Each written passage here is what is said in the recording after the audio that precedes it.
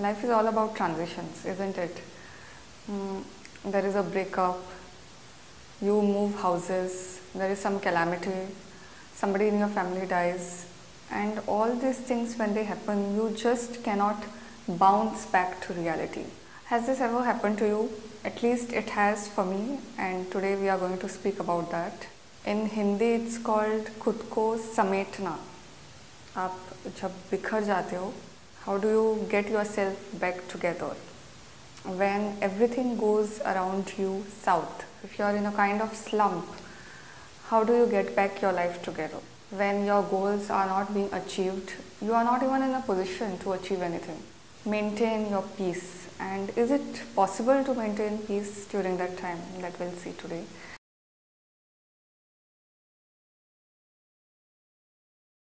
I didn't even know what a slump is actually till I met COVID.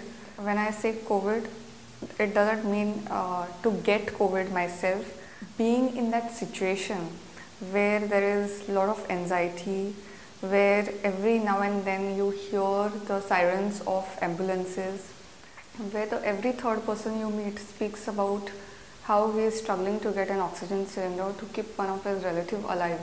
I am usually an early riser, but during those days, though everything was stopped, we didn't have our college, I didn't have to go to the lab, there was nothing that could externally put a stress on me, but just this surrounding. I could not wake up early, then there was a lot of anxiety, then I had issues at work. There was so much of brain fog that I could not think clearly and I could not relate to anyone. I used to stay in my own zone. Even now I'm an introvert and I usually stay in my own world, but that anxiety during COVID was a different level. I felt like things will never be same, and now that things are coming back to normalcy, I can see the kind of patterns that were there that time. I would love to hear your experience of these 2 years in the comments and how it has affected you. I feel this pandemic has actually accelerated our growth to a next level. Things which I would have understood maybe after 5 years, it just hit me right there and then. The topic is how to get out of such a slump. If you have had any kind of transition, life transition or any kind of health transition, you are getting back from illness, I'm sure your routines and everything has already gone to a toss. So how do you get back together? That we'll see.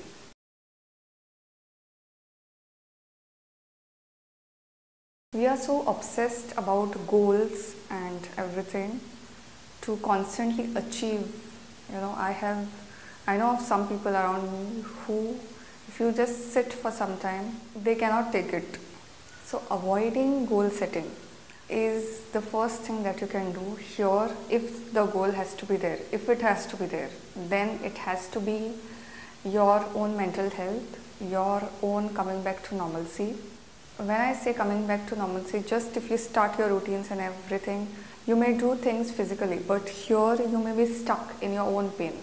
Avoiding any kind of goal setting, that's what I did. Okay, so I'm speaking from my experience. Whenever there is a slump, I just avoid any goal setting because it has subconscious pressure, right? Just focusing on recovery.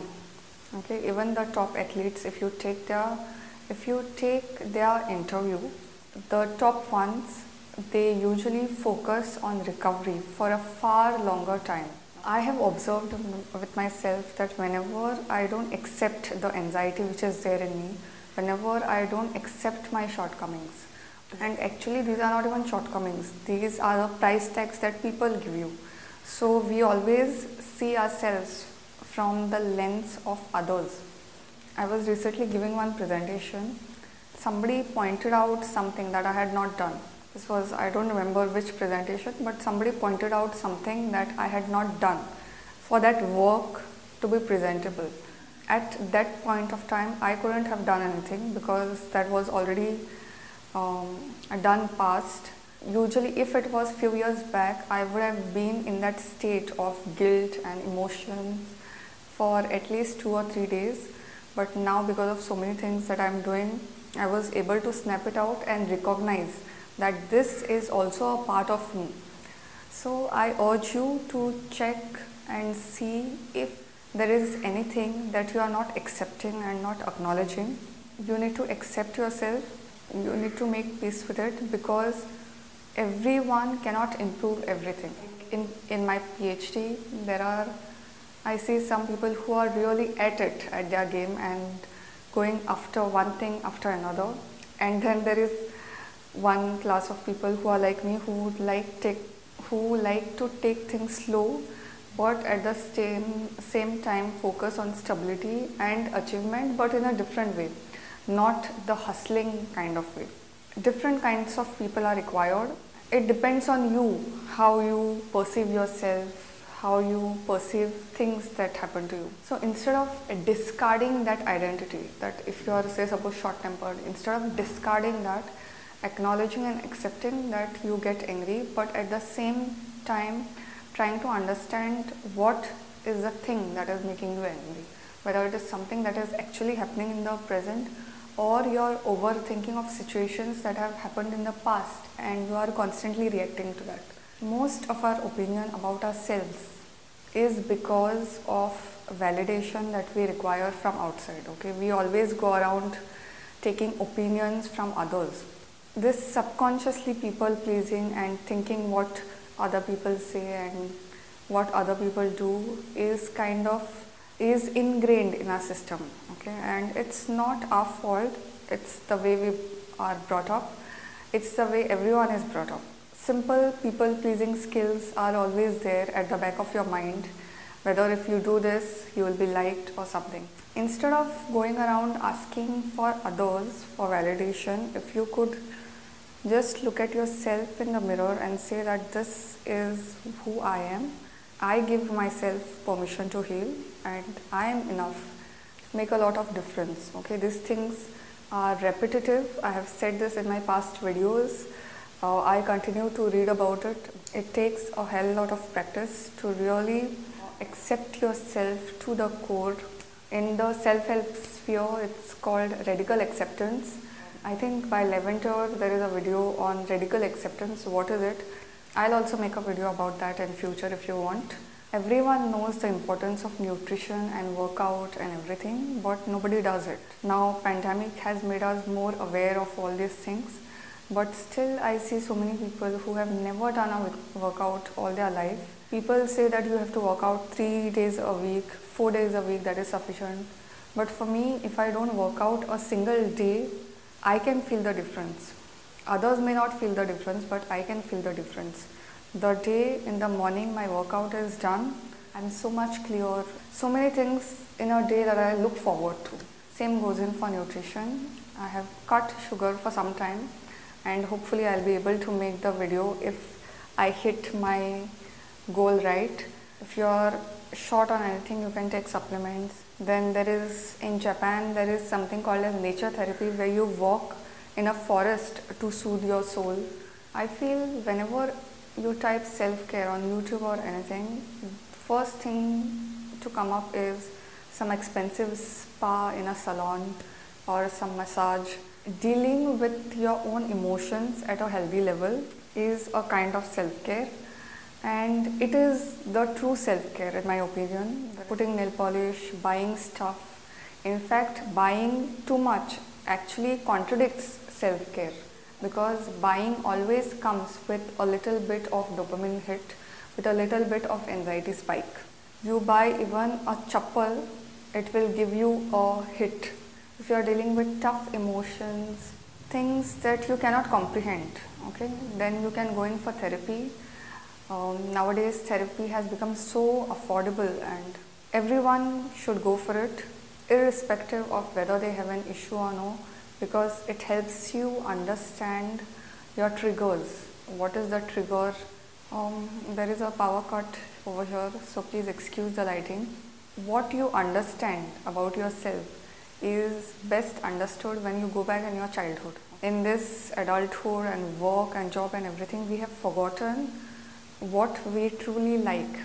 And if you go back to childhood, see what are the things that you used to do, and now you understand what the context of it was. So thinking about your childhood, what are the things that you loved, even if it doesn't make sense. We have gone so saturated with logic that we have lost our heart. When I was a kid, my handwriting was really good. Even now it's good. I had a teacher who had a great personality. I used to really like her handwriting. So what I did was I somehow subconsciously tried to emulate her handwriting. Slowly my handwriting started to become like hers. I usually write, mine is a cursive hand, so I usually write without a stop, and hers used to be with pauses between letters. I was just giving an exam, and one teacher pointed out, what happened to your handwriting? It used to be so good earlier, and now when I looked back at my handwriting was not mine anymore. It had completely become a copy of that teacher's. It just gave me a reality check as to how I was destroying my own essence in the pursuit of these things which are going on. That was a reality check for me, and after that I came back to my own handwriting and never copied somebody else or even tried to emulate anything. It's one thing to admire, but trying to compare and trying to copy, it just loses your own essence and your own thing that is there, your individuality which is there. If you are struggling with any kinds of issues with respect to this, and you are struggling and you are not able to get out of it, so I just want to say one thing: it's your responsibility. Take external help. If you are not able to do it yourself, if you are not able to work out daily, you take the help of a trainer. If finances is an issue, then go for a run, have some accountability, partner within your vicinity, have something, but don't wait for things to happen. Okay, your mental health is your priority, and it's your utmost responsibility towards ourselves. The way we function, most of the times we have become so conditioned. Think always about others, okay? And when you think about yourself, there is a term which is used, selfishness. Thinking about others without thinking about yourself is stupidity. It's your responsibility to not be stupid about yourself. If you are in a situation where there is some kind of issue or something that is there that you need to address, be proactive about it, take active steps, and don't let anybody else tell you what is selfishness and what isn't.